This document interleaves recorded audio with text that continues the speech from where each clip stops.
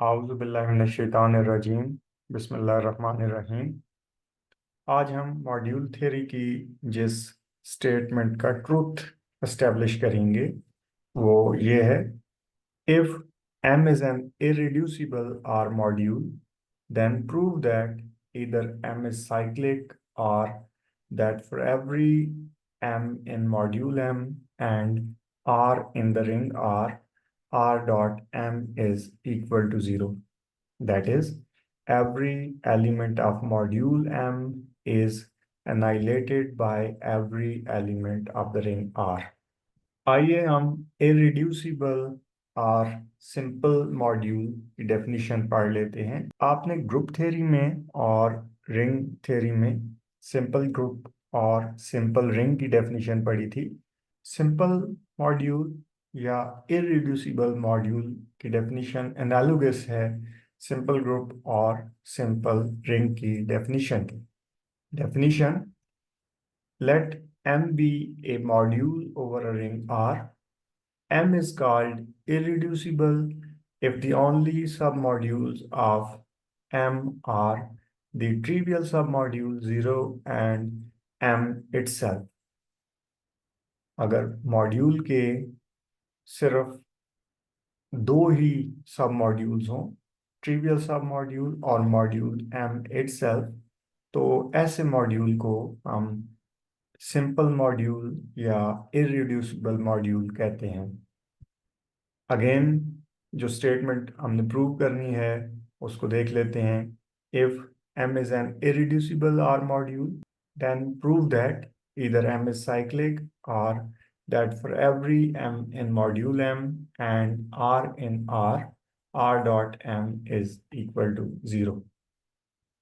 Proof: let m be an irreducible R module. ये hypothesis है, इस स्टेटमेंट को हमने ट्रू मान लिया।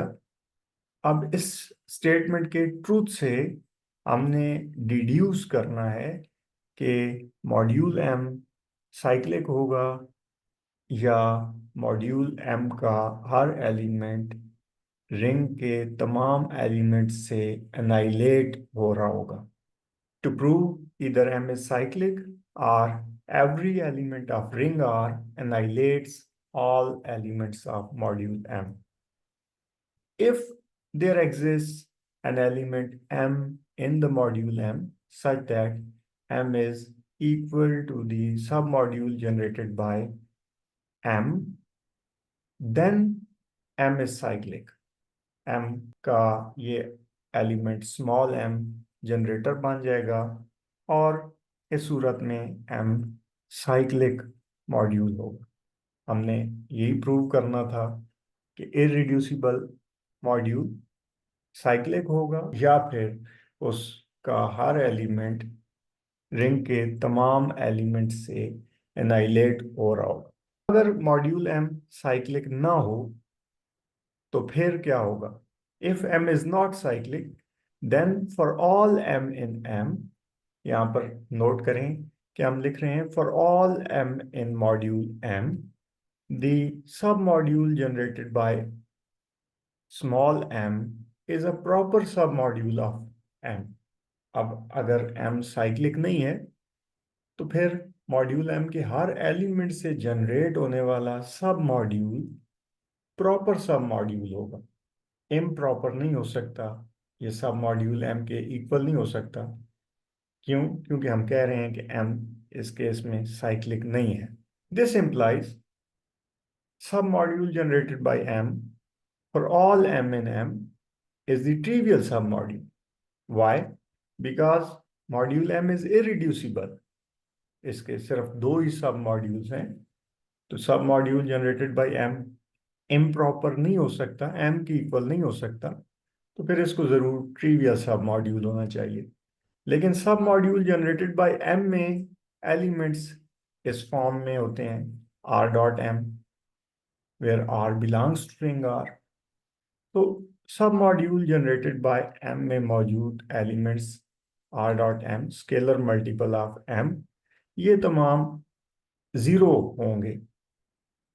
That is r dot m is equal to 0 for all are in the ring R। तो आप देख सकते हैं कि जब M साइक्लिक नहीं है तो फिर मॉड्यूल M के तमाम एलिमेंट्स के लिए R डॉट M इक्वल है 0 के for all R in the ring R। This completes the proof of the statement that if M is not cyclic, then every element of module is annihilated by all elements of the ring R। This completes the proof.